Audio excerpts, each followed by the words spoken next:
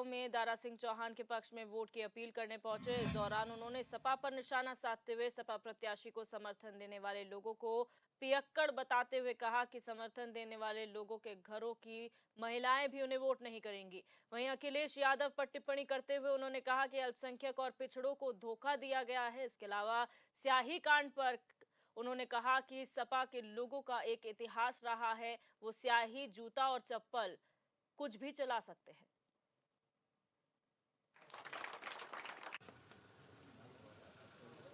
देखिए, ये हताशा और निराशा है। समाजवादी पार्टी के लोग जान चुके हैं कि हमको चुनाव जीतना नहीं है, तो समाजवादी पार्टी के लोग सियाही भी फेंकेंगे, जूता चप्पल चलाएंगे, वो कुछो भी कर सकते हैं, क्योंकि उनका एक इतिहास है।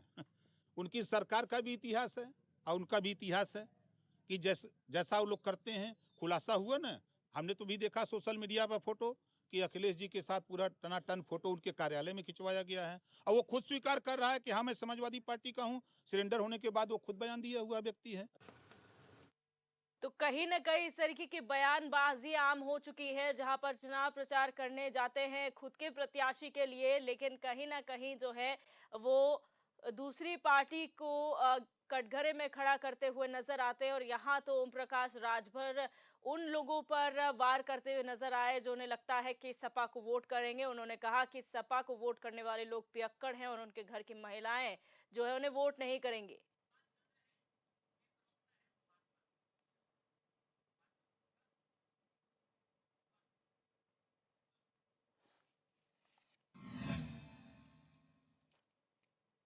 और हमारे साथ सुभाष प्रवक्ता सुभाष चंद्र फोन लाइन पर जुड़ चुके हैं। सर, बहुत स्वागत है आपका HNN 24/7 में।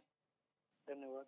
सर, एक तरफ तो प्रचार प्रसार अपनी जगह सही है, आप किसी के लिए प्रचार प्रसार करने जाते हैं वो सही है, लेकिन उसी दौरान जनता को ले ये सब बातें कहना क्या सही है? अगर ओम प्रकाश राजभर ये कहते हैं कि जो सपा को वोट करते हैं वो पियक्कड़ है, आप कितना सही इस बयान को मानते हैं? देखिए, बयान को आप उसके ऊपर फिर से सुनिएगा। उन्होंने इस तरह से नहीं बोला कि समाजवादी पार्टी को जो वोट करते हैं वो पियक्कड़ है।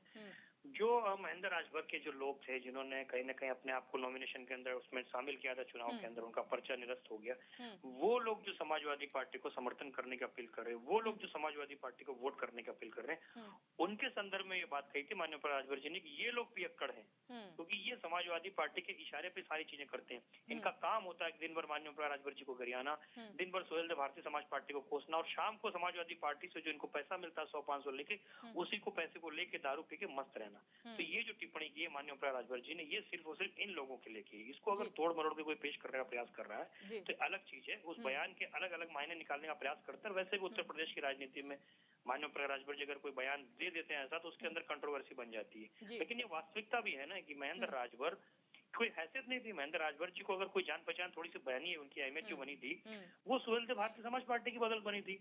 लेकिन वो व्यक्ति अपने व्यक्तिगत स्वार्थों से लेकर आगे हट गया, और उसके बाद में समाजवादी पार्टी की तरफ से पोषित हुआ जा रहा है वो, और वो समाजवादी पार्टी का कार्य कर रहा है, और जिसका कार्य है इस सब तरीके करना। तो ये लोग हैं पियक्कड़ टाइप के लोग हैं, इनका काम है पीना और दिन भर पड़े रहना। और ऐसे लोग अगर कोई टीका टिप्पणी कर रहे हैं तो सोहेल देव भारतीय समाज पार्टी इसको न तो गंभीरता से लेती है, और न ही इनकी टीका टिप्पणी से सोहेल देव भारतीय समाज पार्टी की सेहत पर कोई असर पड़ने वाला है। लेकिन सुभाष जी, ये तो राजनीति का हिस्सा रहा है ना। आप जिस पार्टी के साथ इससे पहले अगर ओम प्रकाश राजभर ने सपा का समर्थन किया था, उस वक्त मोदी जी और योगी जी के लिए बड़बोले बयान थे, उनका वो विरोध करते थे, उनके पर कटाक्ष करते थे। और अब जब पाला बदल गया है तो फिर कटघरे में अखिलेश यादव और उनकी पार्टी आ गई है।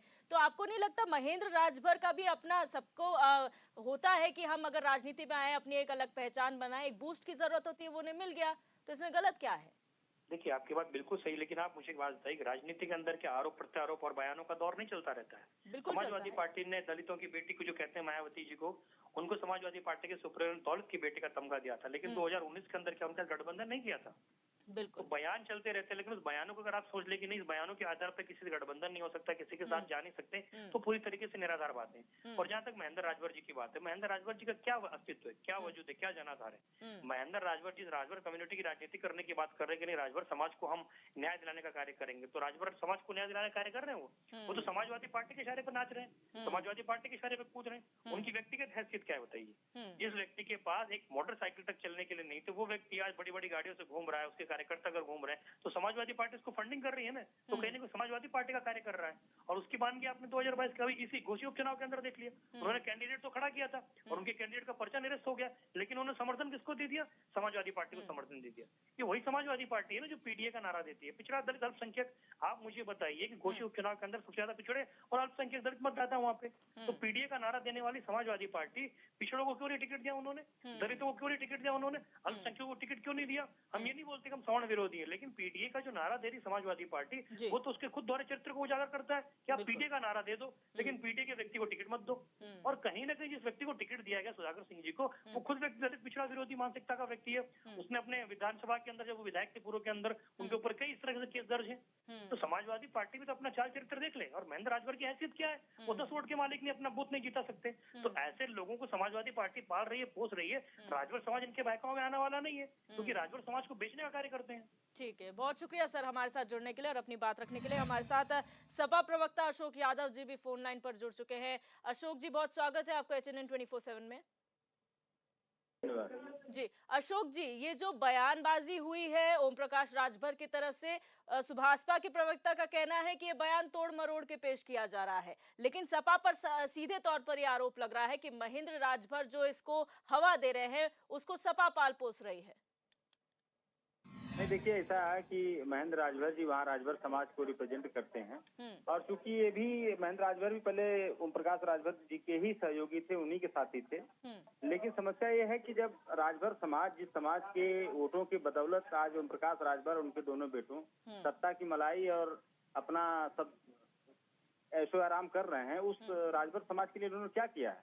अभी तक जब से इनका 2002 से सुहेलदेव भारती का स्थापना इन्होंने किया, लेकिन एक भी राजभर समाज के बेटे को इन्होंने विधानसभा का या लोकसभा का टिकट दिया क्या कभी? तो वही चीज तो वो आपसे पूछ रहे हैं, सपा से पूछ रहे हैं कि आपने दलितों पिछड़ों को आप हितैषी बताते हैं खुद को, लेकिन आपने कब किसी को टिकट दिया? ये उनका सवाल है। देखिए ऐसा है कि समाजवादी पार्टी पीडीए की बात करती है और सबसे ज्यादा अगर किसी समाज को समाजवादी पार्टी ने टिकट देने का काम किया तो ये पिछड़े समाज के लोगों को टिकट देने का काम किया है। अब सुहेलदेव भारतीय समाज पार्टी हमको सिखाएगी जो आज सुबह किसी और के साथ, शाम को सेटिंग हो जाए तो किसी और के साथ और अगले दिन सुबह किसी और के साथ, तो ऐसे दलों की कोई मतलब कोई क्रेडिबिलिटी है क्या राजनीति में? जिसकी विश्वसनीयता ही नहीं है, ऐसे राजनीतिक दलों के ऊपर जनता क्यों विश्वास करेगी? जी तो जनता तो विश्वसनीयता देखती है ना। जी अशोक जी, एक सवाल मेरा आपसे ये भी है कि जो राजनीति में आरोप प्रत्यारोप है उसका दौर हमेशा से हम लोगों ने देखा है, लेकिन ठीक चुनाव से पहले अगर अपनी जो है खूबियां गिनाते गिनाते किसी की खामियां गिनाने लग जाए तो जनता पर उसका क्या असर पड़ेगा, ये भी सोचने वाली बात है। तो आप लोगों की रणनीति क्या है इससे बाहर निकलने की? जी देखिए ऐसा खूबियां जहाँ तक है कि आप ये बताइए कि किस तरह से लगातार जो है सुहेलदेव पार्टी के जो नेता थे पहले महेंद्र राजभर, तो उनको इन्होंने क्या बोला? ओम प्रकाश राजभर जी ने क्या बोला? इन्होंने बोला ना कि पियक्कड़ है। तो इस तरह की सबसे बड़ी बात है कि भाषा की शालीनता बनाए रखना चाहिए। कोई भी आज हमारी राजनीतिक दल कोई और किसी और दल के साथ हमारा मतलब गठबंधन हो सकता है, लेकिन हमारी राजनीतिक शुचिता और संसदीय भाषा का इस्तेमाल हमें नहीं छोड़ना चाहिए। लेकिन ओम प्रकाश राजभर को आप अगर देखेंगे तो भारतीय राजनीति या उत्तर प्रदेश राजनीति में ऐसे नेता हैं जो लगातार गालियों के माध्यम से अपने आप को चर्चा में रखना चाहते हैं। तो ये जो गलत बात है, इस तरह की राजनीति को हर दल को, ऐसे राजनेताओं को, ऐसे दलों को, ऐसे लोगों को अपने साथ नहीं सटाना चाहिए। अशोक जी, ओपी राजभर से जब सवाल पूछा गया शाही कांड को लेकर, जो स्याही फेंकी गई थी दारा सिंह चौहान के ऊपर, उन्होंने साफ तौर पर ये कहा है कि सपा का ये चाल चरित्र चेहरा है कि वो आज स्याही नहीं, वो जूते चप्पल भी फेंक सकते हैं। ये आप लोगों ने किया है, ये आरोप भी आप लोगों पर लग रहे हैं। तो आखिर करना क्या चाह रहे हैं राजनीति में? क्या राजनीति इसी के बेसिस पे होगी अब? इस तरह का जो कोई भी काम जो भी कर रहा है, चाहे जूता फेंके या स्याही फेंके, ये इसको सबको एक सुर में आलोचना करना चाहिए, चाहे कोई भी हो।